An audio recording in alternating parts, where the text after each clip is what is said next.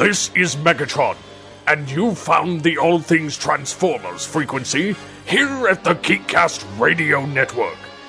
Join Steve and Mike as they unleash the beast in you and discuss all things Transformers. Excellent! Yes! The year was 2021. It is the 25th anniversary of Beast Wars. It is the 35th anniversary of Transformers the movie. This is All Things Transformers. New year, new episode. We are here, joined, as always, by Steve Megatron. Hello, sir. Yo. Yo. Also joining us in this Earthbound adventure, which they really don't go to Earth at all, is Mr. Optimus Solo. In the flesh. Yes. Flesh. Ooh. As far as in the flesh you can be on a podcast. Yes. Yes. Absolutely. Thankfully, flesh does not come through audio tones. Fleshy bats. Yes. That's next time, you Insecticon thing, you. We are here, and I'm going to say this up front so people don't get all their Decepticon panties in a twist. This is our spoiler-filled discussion of Transformers, War for Cybertron, Earthrise. Decepticons in their panties? Where the devil are my panties?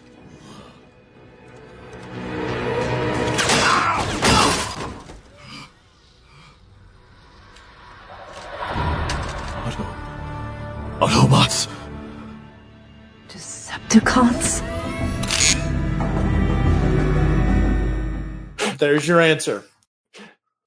Before we get too far into Earthrise, which is the second chapter of the Transformers War for Cybertron trilogy, since Optimus Solo was not here for mine and Steve's Siege discussion, well, first of all, when they first announced this, Kev, and once you watched it, what were your overall opinions? Well, it's hard whenever they announce any Transformer project these days because there's so many of them that seem to come and go that you don't know if it's going to be something that's worthwhile or if it's something that's going to be aimed at 4-year-olds or if it's going to be something that's just ridiculous. So you got to kind of temper your expectations a little bit. But when I read early on that it was... Well, what I read early on, it seemed like it was going to be somewhat almost based off of or an offshoot or in the same vein as the books that we got a few years back. Right, Exodus and Exiles. Yeah. So that had me excited. And then my main initial reaction was that I loved the visuals. I know some people have a problem with some of the facial things and that I don't. So I like the way that they do the visual because I feel like it's a good mixture of G1 and modern technology. So I enjoyed that. It reminds me of like the cartoon version of the first 15 to 20 minutes of Bumblebee, the live action movie, where we just get all Cybertron and all, cool stuff that I've always wanted. Obviously the movie has to deal with humans, but whatever. But so it kind of reminded me of that type of look, and I'm down with that. They didn't go Bay look, with jagged edges and metal upon metal upon metal. You can't. So I like the more simple G1 modern look. My main problems are going to be similar to what you probably hear me talk whenever there's a reboot or a reimagining, whatever you want to. Different things that come out after original properties. And it really bugs me in the Transformers world more than anything. And let me illustrate it by doing the following. I recently made a list of every Transformers character just about that has ever appeared in any Transformers property. Right? There's a gazillion of them. Yep. There's a ton of characters that have showed up in various TV shows, movies, even video games, but let's just try to keep it to let's say TV shows, movies, and comic books. Just take it at that. There's a lot of characters. So it bugs me when there's a new property and someone's like, I want to put my stamp on it by creating my own Transformer. Like, I don't like new Transformers showing up that didn't exist previously. I don't know why that bugs me so much, but if you have hundreds upon hundreds upon hundreds of characters to choose from, why can't you find one? Yeah, find one that we already know a little bit about and give us more on that. It's easy to find a character in G1 that, just for example, just taking one continuity, like just take G1. There's I don't know, 50 characters, if not 100, that don't get much time. You can easily take one of those and turn it into a character in your new series. I don't know if it's like if it's a pride thing or if it's like a hubris thing or something where it's like I have to put one that I'm making from scratch on here. I don't know what causes people to want to do that, but it bugs that living hell out. I kind of agree with you. Yeah. Like that's one thing that bugs me. And not that it's like major characters in this series. It's not like it's going to be that distracting. It's just like they appear, even more so probably in the second chapter, but I just don't like that because I'd rather be able to connect it to somebody that I've seen before, even if it's a different take on the character slightly. That's fine. The second thing that really bugged me in Siege is the inconsistency of the voice acting. Yep. So some of the characters are fine. Like some of the voice actors do a good job, but that's because if you look at the cast of this series, some of the people are actually legit voice actors with good resumes. And some of them are people that have never done anything before. And I'm not saying that someone can't do good things right off the bat, or, you have to have this prolific, legendary resume to be a good voice actor. I'm not saying that at all. I'm just saying that, so it doesn't surprise me that it's a little bit wishy-washy when you look at the cast. Right. The main two that really, really, really, really, really bugged me in the first part, that also bugged me in different ways in the second part, is Optimus Prime. Yep. And I'm going to get the girls wrong. RC. RC, yeah. Yes. I don't know why I always want to confuse RC and Alita 1 sometimes. But because RC is more of a hot pink and Alita's more of a muted pink. Now, with RC, it's more of a just... I don't necessarily just believe the voice acting performance. Like, I just feel like I'm hearing someone attempt to voice a character, not someone that's actually, like, just living the character. With Optimus Prime, my main problem is at any given moment, he sounds like a different person. Well, depending on his emotion, he breaks character and he sounds like he's somebody totally different. Right. And it totally takes me out because I'm not saying it has to be Peter Cullen. There's been a lot of good Optimus voices. We can name them just right off the top of our head. We know them.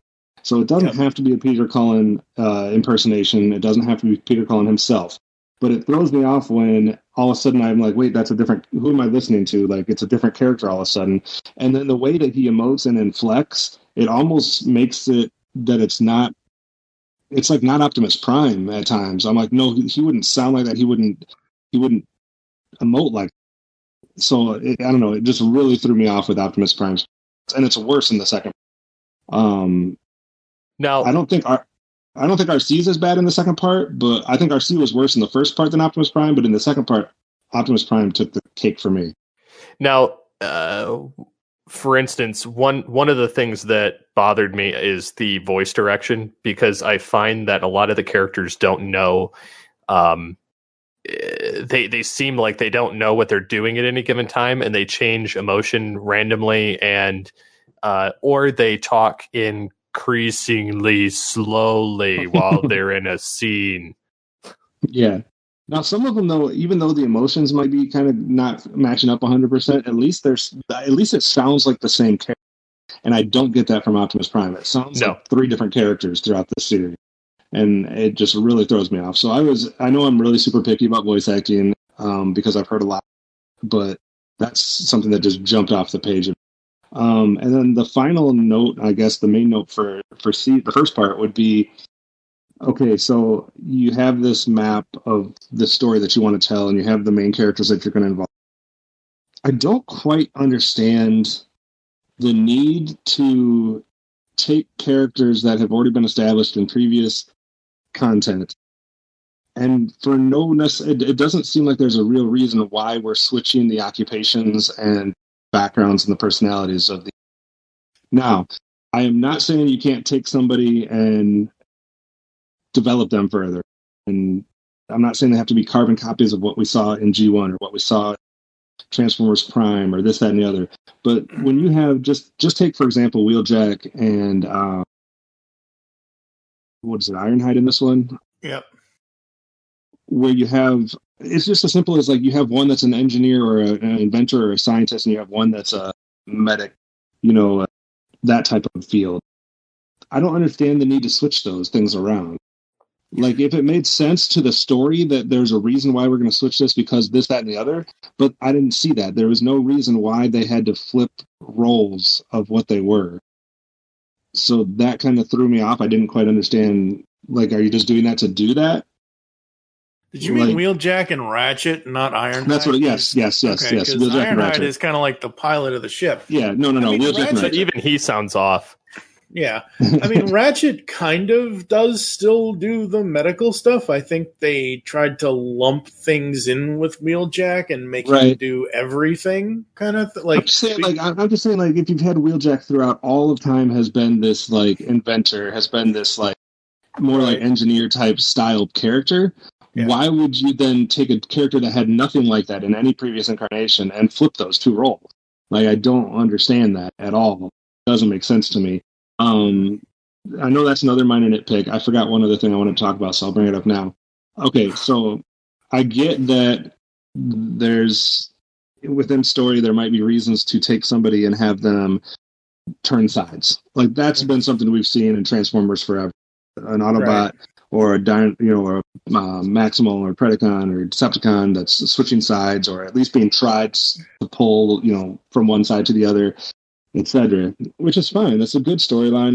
It adds some tension. You're not sure if you can trust them. We saw that a lot with Dinobot in the Beast Wars, among other characters. What Black Arachnia does it. We've seen it throughout time. I'm fine with that. They had 6 episodes in this first part, and they do it with like 4 characters.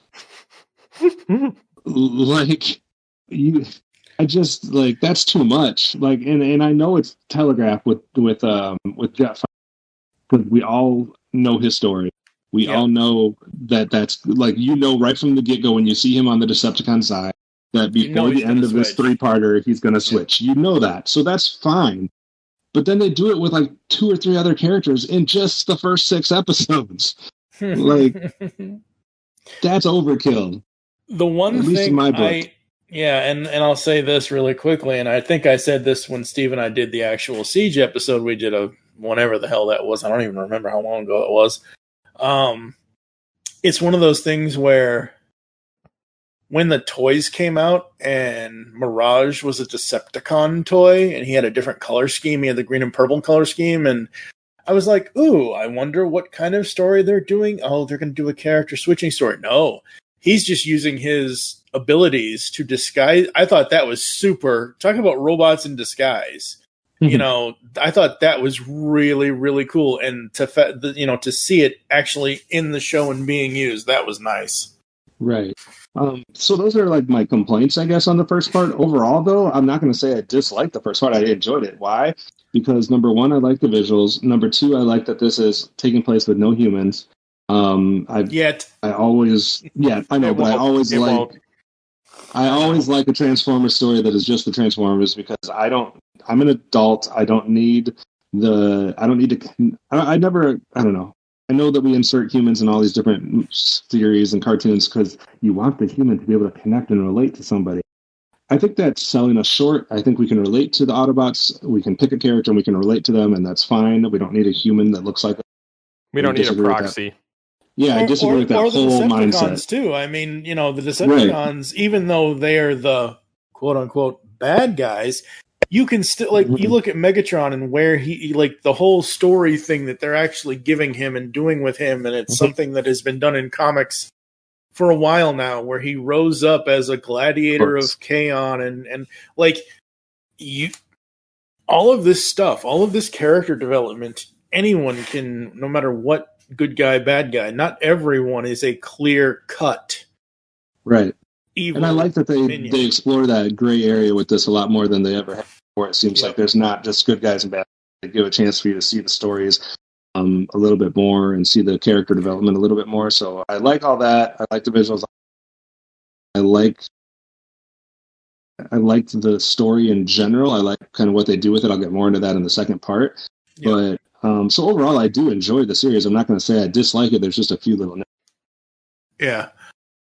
What did you think of from Siege? Okay, so we know, because I've listened to multiple interviews with FJ DeSanto, and hopefully we'll get him on this show soon.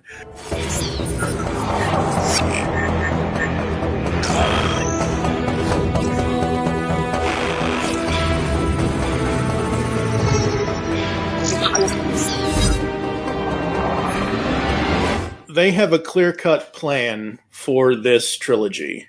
It's 6 episodes per arc. Mm-hmm. What do you think of these 6? And Steve, you can answer this too. I don't remember if you answered last time or not. Right. What do you guys think of the 6 episode long, 22-minute arc for Netflix as a Transformers cartoon series that is not technically on television air dates like it was when we were kids? What do you guys think of that format of 6 episodes per story at 22 minutes apiece? Kev? I technically wasn't sure what to expect because, 6 episodes isn't a long time, but I think it's turned out so far to be about the perfect amount of time to tell what they're trying to tell in those 6 episodes. Like, I haven't felt like that there was a bunch of filler anywhere. I feel like it keeps them on target, focused as far as what they're trying to tell. So it's almost like you're watching like a little movie. I don't know what the math is, 22 minutes times 6 episodes, probably about the length of a long movie, maybe a little bit long, but I feel like that's a good amount to tell like a chapter in a story. I feel like what I'm going to feel at the end though is that 18 episodes in total isn't enough. Like I'm enjoying the 6 episode chunks, but I think I'm going to end up wanting more than just 18. Yeah. Steve? I'm kind of in the same boat. And I think part of it is, I enjoy the visuals. I enjoy the fact that it's a new series and then they're trying to put their own stamp on it. But at the same time, I feel like some of the story, like, yes, there's not, I feel like there's not filler, but I feel at the same time that there's elements that they could have spread out a little bit more. Whereas, at times it seems like it dragged in Siege, but in Earthrise, it felt like it was rushed. With the amount of stuff that was going on. And there were some new inventive things that they did in Earthrise. And I feel like Kingdom is going to be more of the same. Plus, I've heard Proto Man talk on his YouTube channel about, if your opinion of Siege and Earthrise, you might as well keep it consistent with Kingdom from people he knows that are involved with it. Mm-hmm. So if you're not a fan of some of the casting or the voice direction, or because they went super low budget with the casting, which I'm not knocking the actors. I think it's kind of the voice director's fault more than anything else. But I enjoy the updated visuals. I enjoy the cleanness of it. It gives us a little bit of that machinima series, but with a little bit more polished. More grit than what Beast Wars had, but it has that kind of same vibe to the visual. Yeah.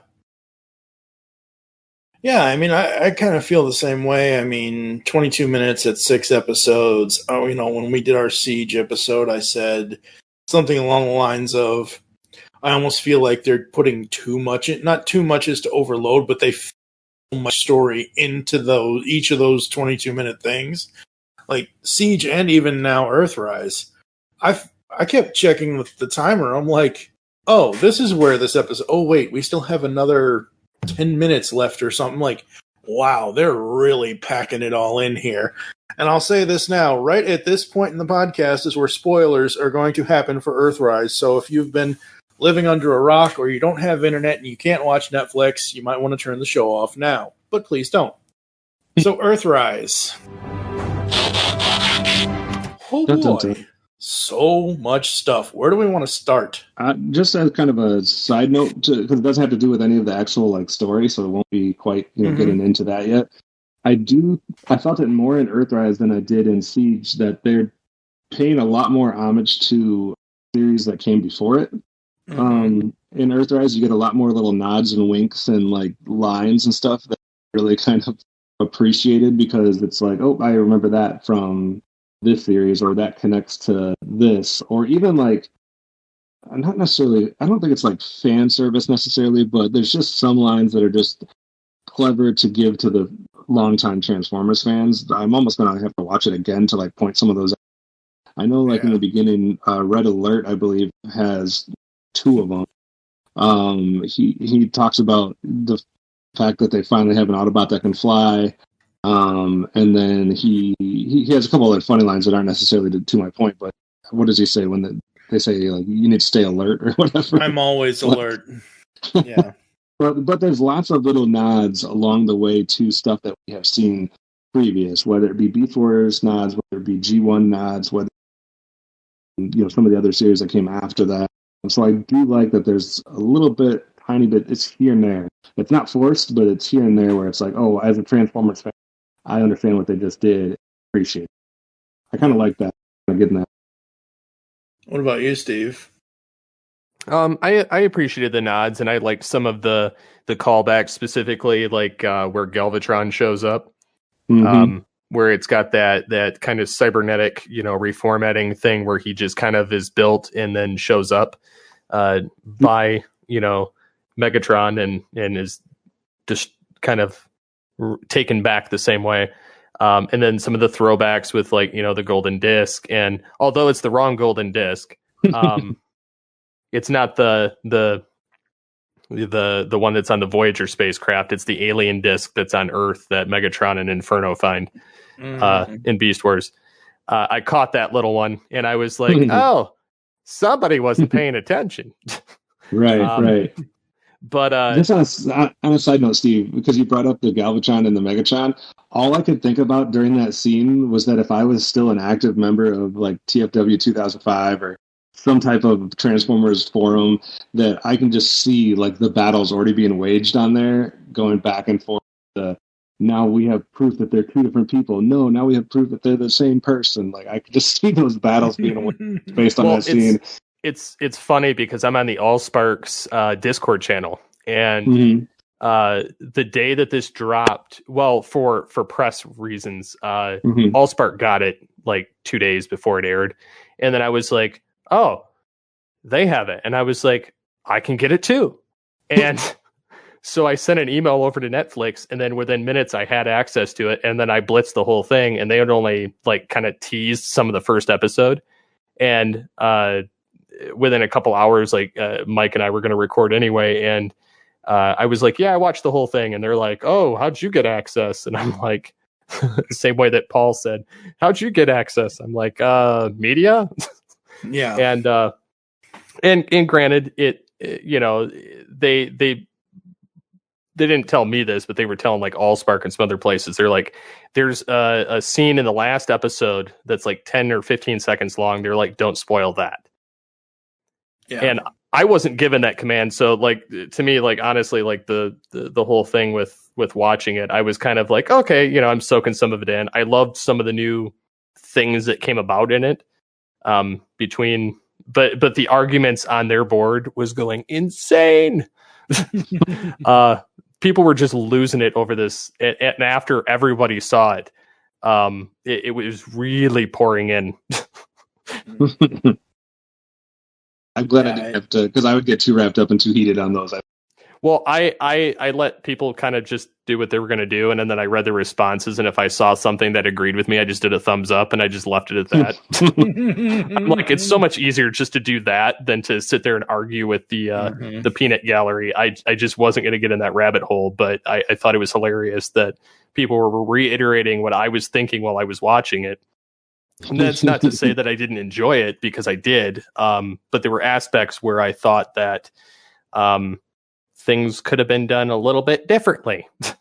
But I did enjoy some of the nice callbacks, though. Overall, I especially the parallels of destinies with Skylinks and Galvatron. Yeah. Mm-hmm. I love the way they did. I'm sure it's been around a lot longer, but I only know the Dead Universe basically from reading IDW Phase 2. I'm sure it originally started in Marvel, either US or UK or something. I don't know. All as I know is the IDW Phase 2 books is where I know the Dead Universe from. I thought that was super cool that they did that. I thought it was so cool that it's like, I even knew, because, everybody's like, oh, Kingdom, Beast Wars, what's it going to be? And I know, everybody knows this. Oh, Wikipedia, they don't always have the most greatest information ever. Whatever. I had looked, right after Siege got released, I had looked on Wikipedia to see what if they would put anything about Kingdom. All it said about Kingdom was something like some sort of time travel story. So I figured, oh, well, that means that in the future, in the far-flung future, Galvatron is now a thing. Galvatron was Megatron, and he goes back in time, and blah, blah, blah. And lo and behold, look what happens. And I love the way that they kind of dance around it, and they don't really break any of Doc Brown's time travel rules. Kind of, sort of. I thought that was really cool. I thought how they brought him in was such a nice homage. And like Steve said, all the lines, I'm like, ooh, I kind of like Jason Marnoche's reading of he is the exception. Yeah, he's one of the exceptions. Like, I really actually enjoyed his performance. In case you don't remember, Kevin, he used to do a lot of the BTVA stuff on the contest and everything else, and plus he's done like Joker and all these other things on YouTube. And and then Frank Tadaro, who plays Starscream, he's been doing the Transformers fan dub since the early 2000s. Yeah, those two were the standouts. Like, I know they're both actually almost all of the Decepticons are fine. Except Soundwave. Yeah, I'm not a fan of Soundwave's voice either. Megatron and Starscream, I think, were standouts, and I really, really, really enjoyed the depth that they go to give Megatron more character and more development in this, and how they really don't paint him as necessarily 100% evil. Right. They do that in a couple different ways. They do that, number one, by kind of hearkening back to what we get in the comics and what we get in the Exodus and Exile books. Him coming up through the ranks and being a slave and all this other stuff. Not only that, but Shockwave. Yeah, and how they go about how he was right side by side with Optimus and Ultra Magnus at one point, things like that. So they do it through some of those nods and kind of reiterating stuff we already knew from those publications, but then they do it in his performance too, and how he isn't just blindly like doing stuff just to be evil. He visits Sector 12 first. You know what I mean? Like, he goes there before he makes the decision. There's other things about his character that really build depth seen in most performances by Megatron. Usually it's just a caricature of the Dick Dastardly evil bad guy type thing. And so I really liked what they did with him. I know at times he kind of goes into what Steve was talking about a little bit, where they do some really slow reads of his lines. But with his character, I think it almost works better, because it really kind of shows more thought and more like the wheels turning in his head. And he's still bad. He's still evil. He's still, too far gone to be trusted, etc. But I just like the depth they give. That's probably my favorite. This second. Yeah. Yeah, mine too. I mean, this is just really enjoyable. The visuals are stunning. I love the new intro that they did for this. I can't wait to see what they do with the Kingdom intro. Alexander Bornstein's music for this, oh, so good. I will probably most likely link the album on Spotify in the show notes for everybody to hear that. But I really, just like with Siege, I enjoyed it. There are a few things here and there, and I completely agree now. Like, Optimus in Siege, he was okay as long as he was talking. But it's worse in this one. Well, that's what I'm saying. Optimus in Siege, it was okay when he was talking soft, but when he was trying to get emotional, it's kind of like, sadly, Jake decided to share a plate of gravel with Christian Bale, because it's a complete, like, it sounds like a young kid trying to do Prime. Yeah. I mean, I hate to say that, but that's what it kind of boils down to. You could literally, like, if you wanted to take a whole bunch of time and, like, do a whole bunch of editing and splice this thing up, you can literally take out different chunks of his lines where he's trying to be Peter Cullen, and then you can take certain parts of his lines where he's just being his normal voice. And, like, there's, like, 3 or 4 different distinct voices, and you can piece them all together, and you'd have... But, like, it's just... For me, it takes me out of the action when all of a sudden I'm watching something and then a voice comes out of a character that doesn't belong, and it's like... Yeah. But I think what makes it worse for me is when he's doing stuff that Prime wouldn't do. Like, he's yelling in a way or he's emoting in a way that doesn't fit Prime's character. Not just G1 Prime. I'm not trying to talk I'm stuck in the 80s or whatever. I'm talking about the character that they are developing in this series even fit him. So, like, I don't know. Like, that bugs me a little bit. I try to look past that for the most part during this series because there is other stuff to appreciate. But I think also... Steve mentioned the voice director could have been possibly a little bit better. I think, too, the editing could have been a little... Because I feel like the jumping around from the different storylines that they have on at times got confusing. And I don't know if it's because of how dark everything is and how some of the characters that they have are a little bit generic. You have, like... what the hell is his name? Double Cross or Double Dare? Double Dealer. Double Down, Double Dealer. And then you have Cog, and you have like a couple of these other bots that are not super developed. So they almost kind of are just like a generic character to me. And when it's all dark and you're bouncing back and forth between some of these types of characters, I'm like, where am I going on? I need to switch my mindset to go back to this one ship, or now I'm back on the Ark, or now I'm with the Quintesson people, now I'm with Scorponok. Like, the editing was a little jumbled. Yeah, I didn't like that aspect of it either. Yeah, I think they could have made it a more clear cut. Yeah, it got confusing on what we were fighting at certain times. Like, I know they were trying to jam a whole lot into 6 episodes, but I almost would have rather one episode focus on... I know some of the stuff's going on at the same time, so that's hard. Focus a little bit more on the one place where we're at, and then go to somewhere else besides the scene to scene to scene, cut, back and forth. That got really... Right, yeah. Well, I found I had to review it twice because the first time I was following one particular or 2 particular storylines out of the 4 that were going on. And I was like, I don't care about this right now. And then I was skipping ahead to kind of, grasp part of it. Right. Was anyone else at the end of this looking forward to the Ark crashing on Earth? Oh, yes. Yeah. But it doesn't happen, does it? Unless we just haven't seen it yet? No, it has not happened yet. It has not happened. They basically what they're doing is... Yeah, but they're jumping the gun with it a little bit. They're having everything happen after they've already awakened. Or, they're crashing later than what they would have originally. Because what we get there when we see those scenes of all the actual individual Transformers that are there and what... It was so much reminiscent of Beast Wars and the Pods land. Mm-hmm. And so I was like, are they doing more of a nod to Beast Wars with the different pods landing and then they can be discovered and together, or are they going to do a little bit more G1 where the Ark crashes and then it's there on Earth, or are they doing a mixture of the two? Like I couldn't quite tell which direction, and obviously we'll see more. I think it's just trying to take, not necessarily put their own spin on the story, but trying to take the story in a different way. So yes, we all know as G1 fans that the Ark crashed. Everybody was offline. Teletran 1 sent the Sky Spy out or did whatever, and they got their Earth alternate modes kind of thing. With this, they're trying to, we have to figure out how to stop us from crashing or crash landing or whatever kind of thing. But at the same time, introducing the mercenaries or having the mercenaries be here. Now, I know Double Dealer and Bug Bite, and obviously you have Thrust and Dirge and everybody else on that team. So those are established characters. No. Oh, you had in that scene on Cybertron where they were, if you have the closed captions on or whatever, it's like you get to see the characters' names, and I'm like, what? Who? Where? Who? When? What are these people? But most of those characters you're talking about, they are actual. Just because you haven't heard of them doesn't mean that they're not. I think Cog was the only original. I think Cog is the only original character. No, Cog exists before.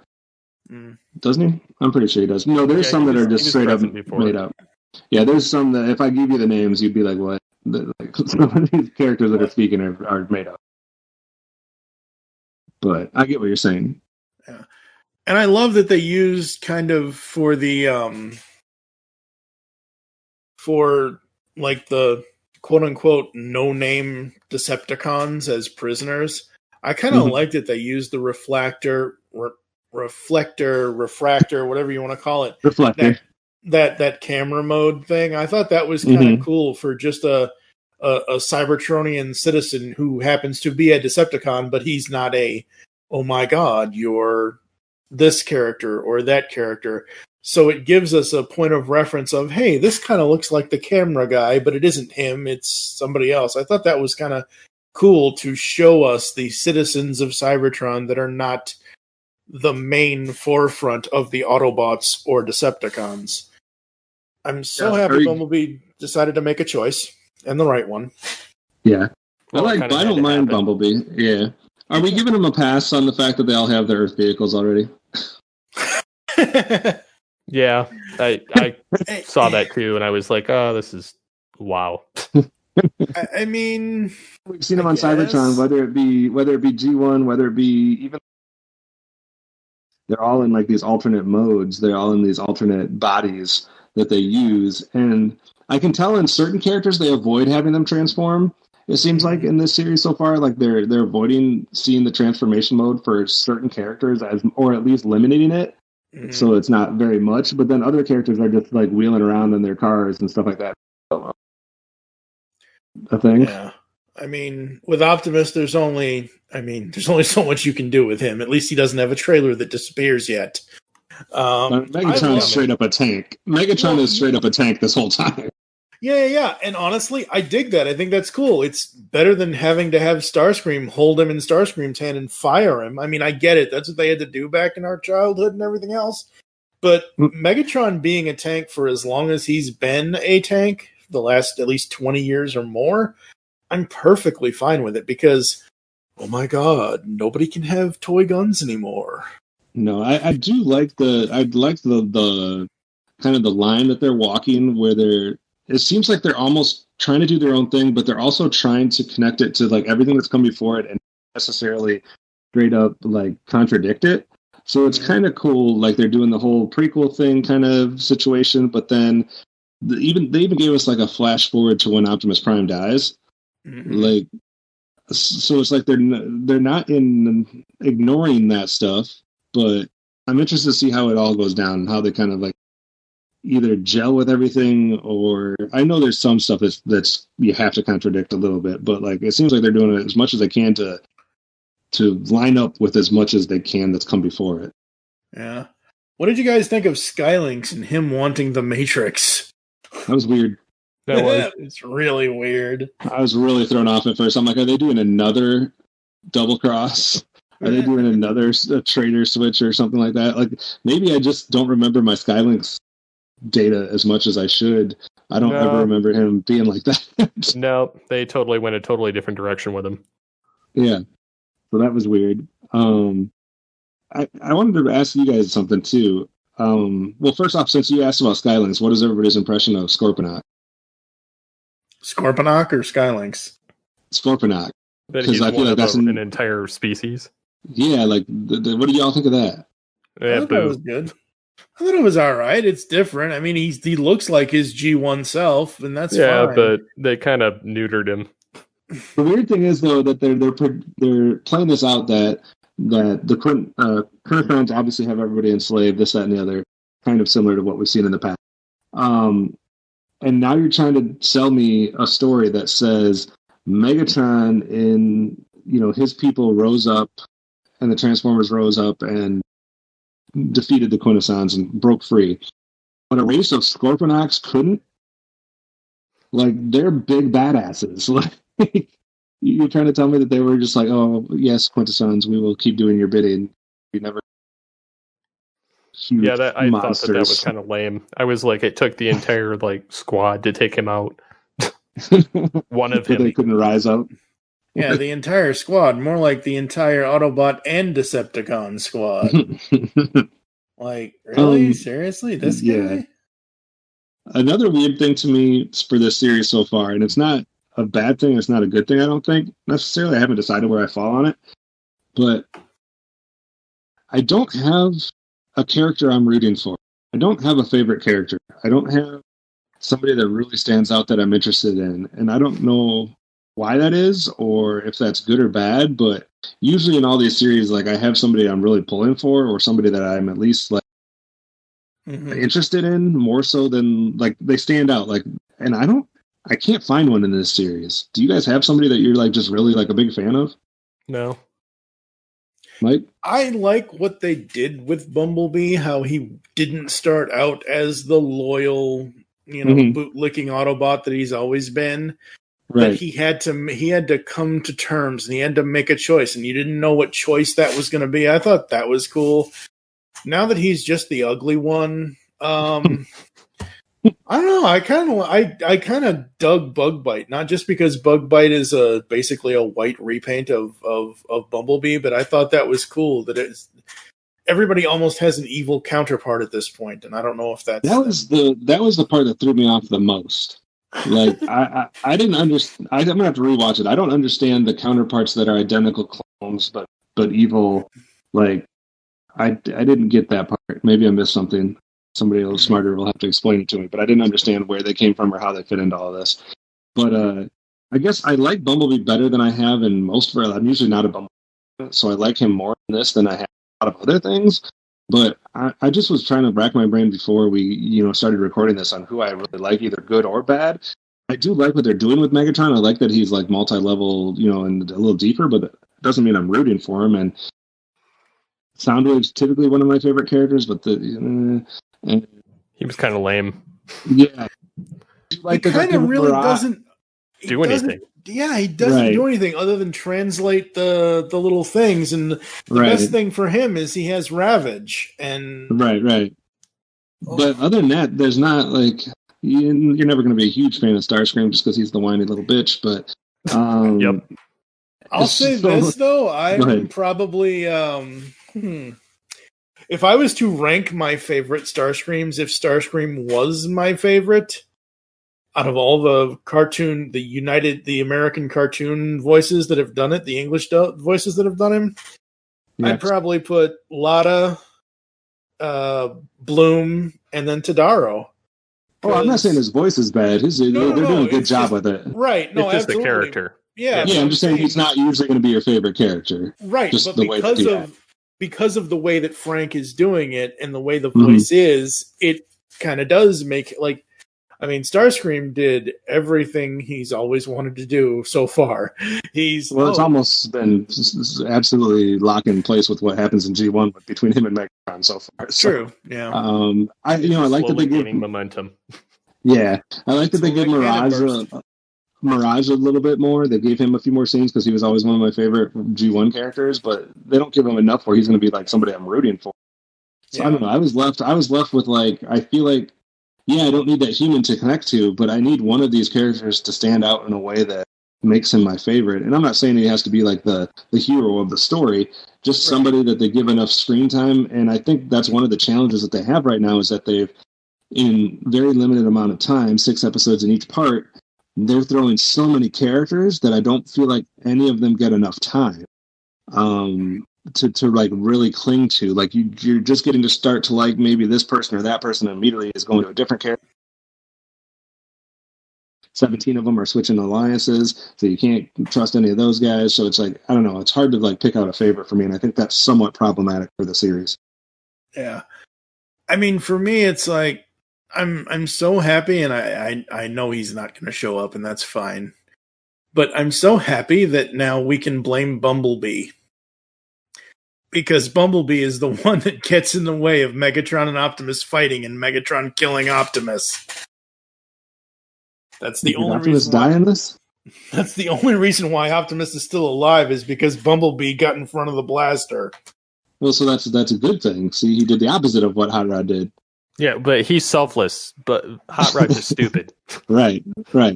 Bumblebee prevented Prime's death. Hot Rod caused it. So that's the difference there. Not really. Yep. and then he goes, "I'm unworthy. Give him the Matrix back." Hot Rod series. Anywho, At least they could have put Springer in there.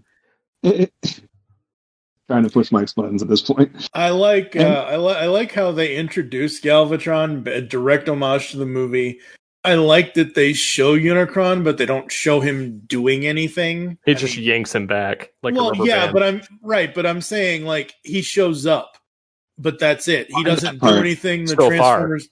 yeah, Right. So far. I actually had to rewind that part because I'm like, I saw Galvatron show up. I'm watching, and I see Unicron show up, and he's like, he says what he says. I'm like, wait a second, did I miss something? Has Unicron shown up in the last couple of minutes and I fell asleep or something? Like, let me rewind that. And it doesn't. It's just like Unicron out of nowhere shows up, and I'm like, oh. Galvatron the whole time was like, he's saying, I don't have much time, and just telling him, as he's being yanked away and rubber banded back to his reality that, get the golden disc.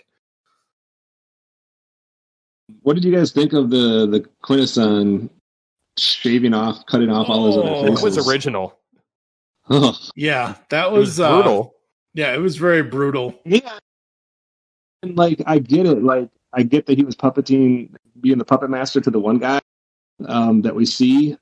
But then they got me on the second time they did it. I wasn't expecting it. Like, I get it with I'm just going to keep calling him Double Dare. I get it with Double Dare. But who did they do it at the end with? Cog? Yeah. That one I wasn't expecting. Like, they actually got me on that one. I was like, oh shit, he did it again. It's kind of creepy, but I like that they brought the Quintessons in here. We just need, what else do we need? We need the Junkions to get involved. We need Well, if you notice, they had a Junkion ship that was all twisted like a corkscrew earlier in the Earthrise.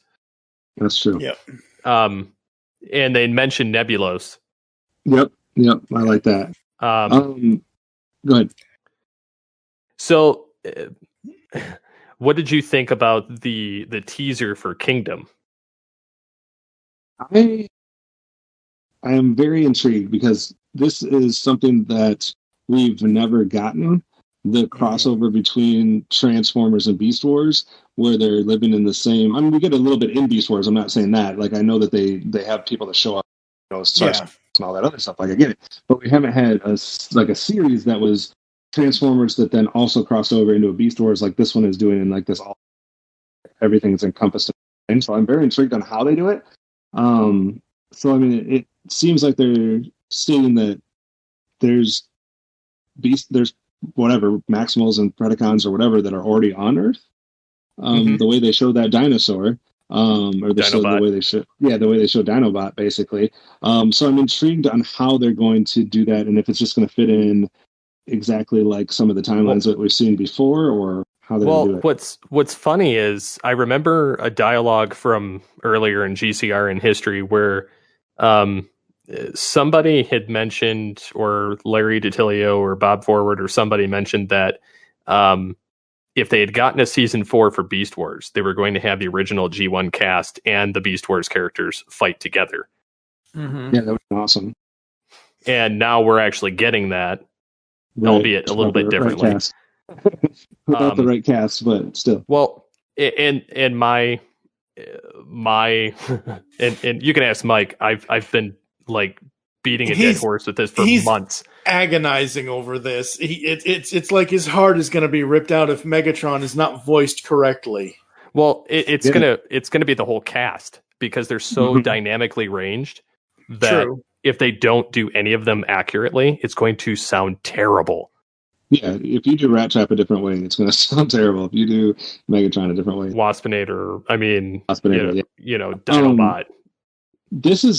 It's interesting though, because this third chapter, this Kingdom, is what's going to define this series overall. If you look at just the first 2 parts right now, if I'm just looking at all the different Transformer properties that have existed, and I'm trying to like put this in its place amongst the rankings type thing, if you're going to go that route, like right now after 2 parts, like this is on par with Transformers Prime. With like, it's kind of in that realm. It's not G1, it's not Beast Wars, it's not that upper echelon, but it's good. It's like right around that Transformers Prime.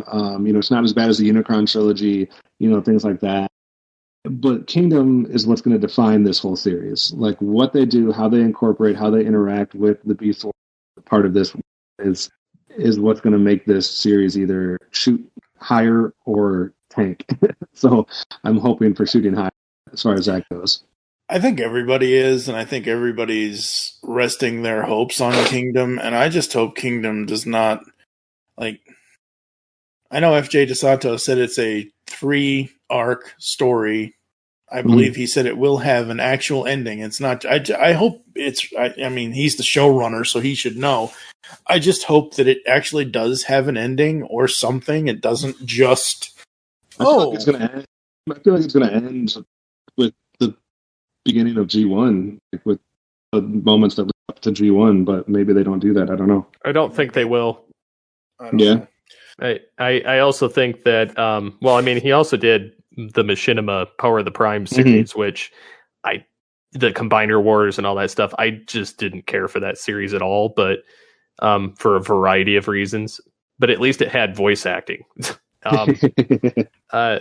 This, you know, and I mean, say what you will, this is the first time that they've pulled characters, you know, occasionally like Cheetor in Cyberverse. They've pulled Primal and Power of the Primes. But this is the first time they've done the entire Beast cast minus Terrorsaur and Tarantulas for whatever reason. Because they don't show them in any of the promotional art. There's no slated toys for this year for them. And so, I mean, their attempt to bring Beast Wars into the fold tells me two things. It tells me that not only is it an anniversary year of 25 years for Beast Wars, but that they've been going to the G1 pool for so long that it's getting so tiring and tired that they just don't really have anything else to tell the story with. And so by dipping back into Beast Wars and retesting this 25 years later, it tells them where they should go from the future. Yeah. Well, I'm interested either way on what they decide to do with that and where they decide to go from a directional standpoint.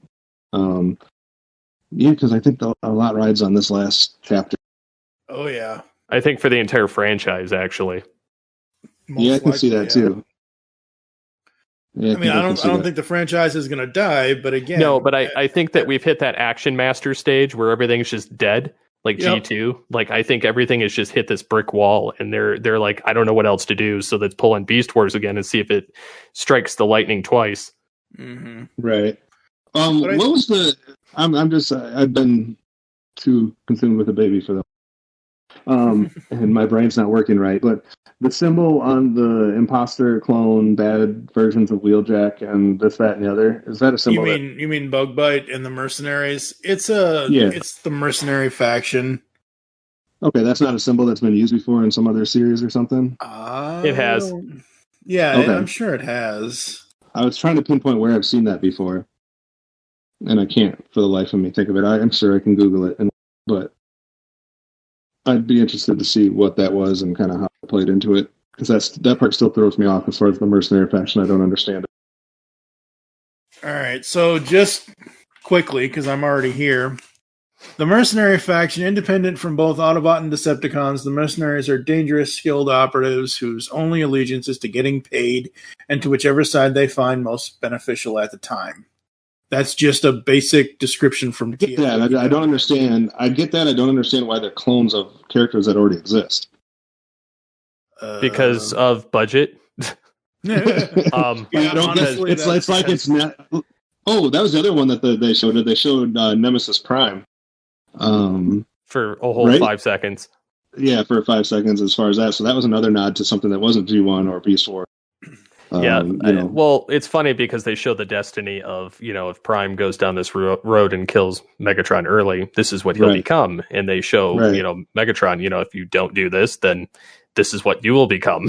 And so it's kind of this destiny speech, kind of this weird paradox of things. And it's kind of funny, but they're definitely pushing with having the different symbol on there of the Mercenaries and having the different colors. It's opening up that can of worms to reuse the molds for repaints and get a reason for people to purchase them.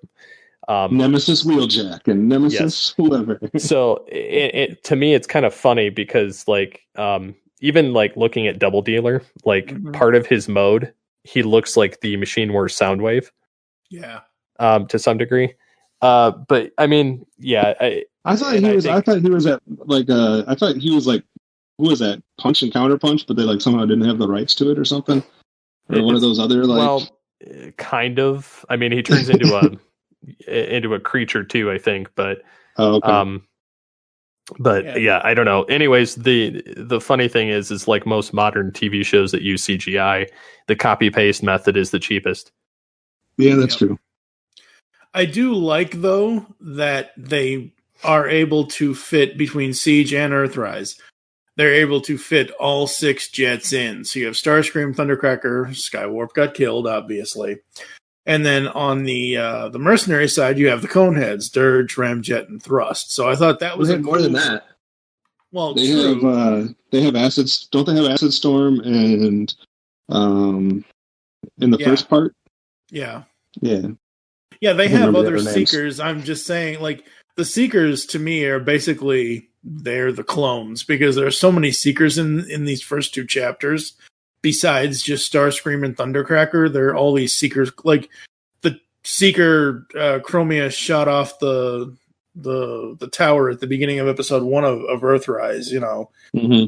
I mean, it's just that clone mold. What I'm saying is, though, we've already had Starscream, Thundercracker, and Skywarp. Now we get Dirge, Ramjet, and Thrust, except they're mercenaries versus actual Decepticons. At least they're here. Yeah.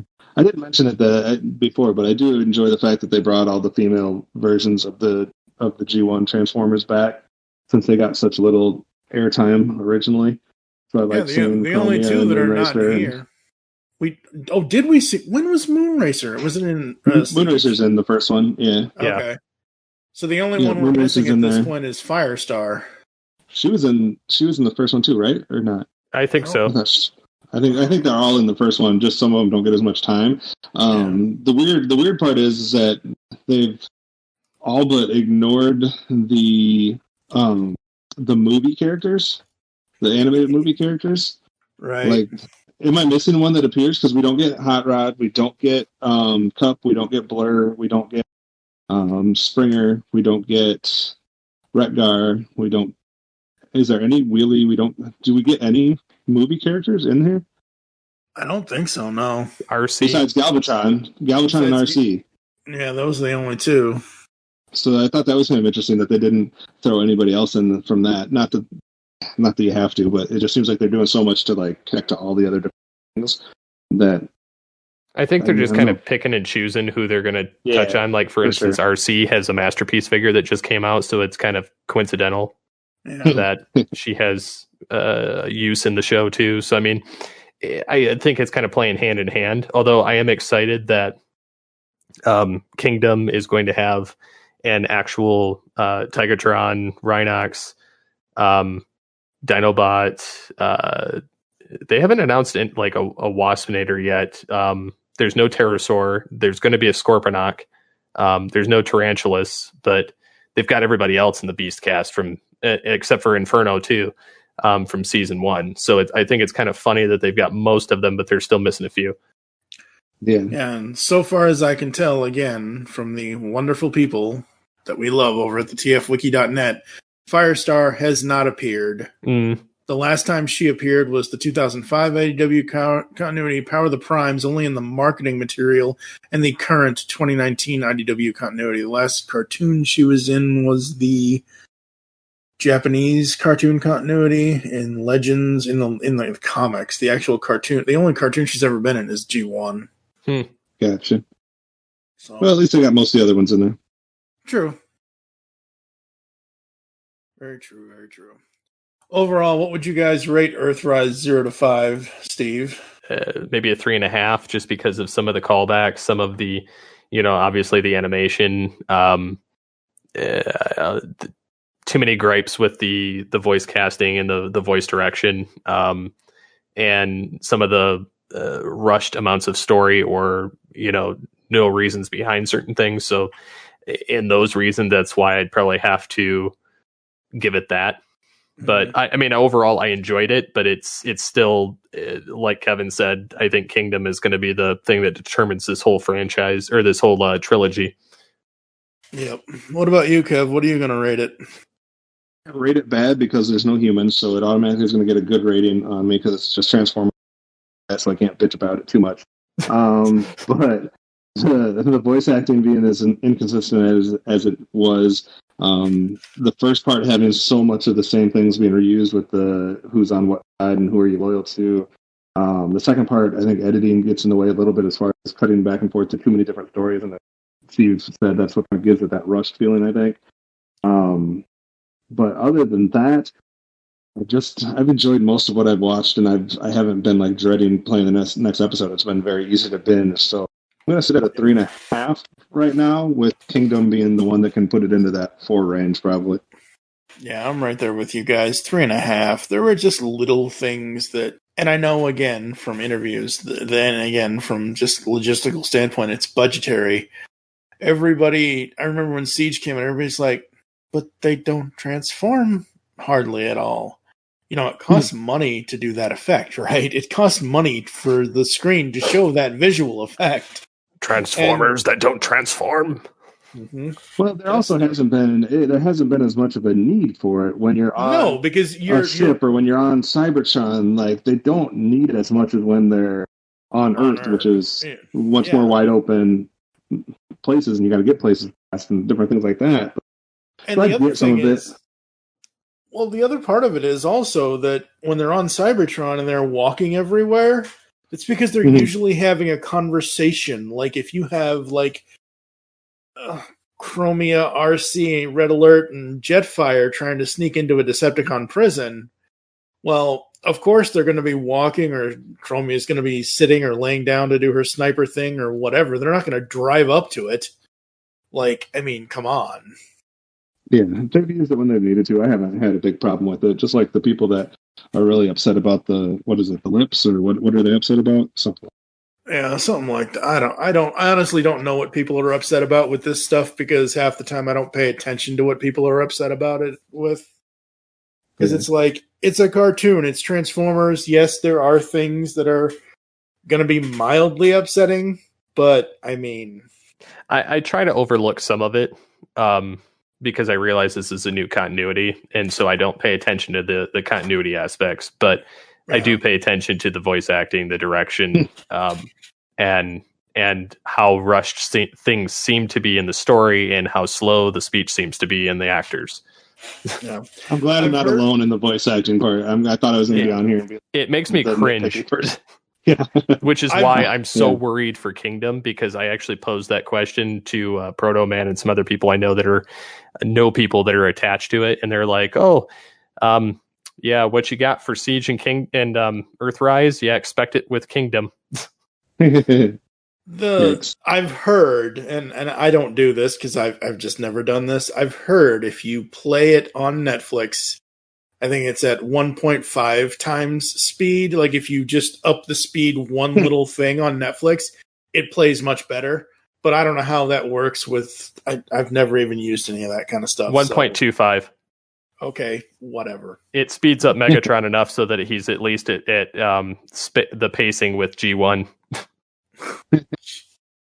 Oh Lord. All right, folks. Do we got anything else? Anything else, Kevin, you want to talk about before we get the heck out of here? I'm just looking forward to Kingdom, and hopefully we can all connect. What about you, Steve? Anything else you want to bring up before we close this one out? Well, I'm still preparing, and I'll have a panel at IACON Online, the convention. It's going to be a pre-recorded panel where I showcase why Beast Wars was important to the Transformers franchise 25 years ago and why it still is today. That's right. All right, next time, I don't know what the heck we're doing. We might do Kingdom, we might do comics, we might do something. Obviously, we're going to do Kingdom whenever that comes out, which most likely we won't be doing Kingdom anytime soon, most likely until this summer. Well, yes, toys. So, yes, that has been our Earthrise discussion. If you agree with us, if you disagree with us, you can always send us email, feedback@geekcastradio.com. You can follow us on Twitter at allthingstfv3, at geekcastradio. I am at TFG and Mike. Steve, what is your Twitter? At SCP-21. And Kevin? At Optimus Solo. There you go. Transform and transcend, and we will catch you next time here on All Things Transformers. The next harvest will be powered by 4 Autobot sparks. Take them away. Yes, Lord Megatron. Megatron! Terrorize! Only on All Things Transformers. Excellent! Yes.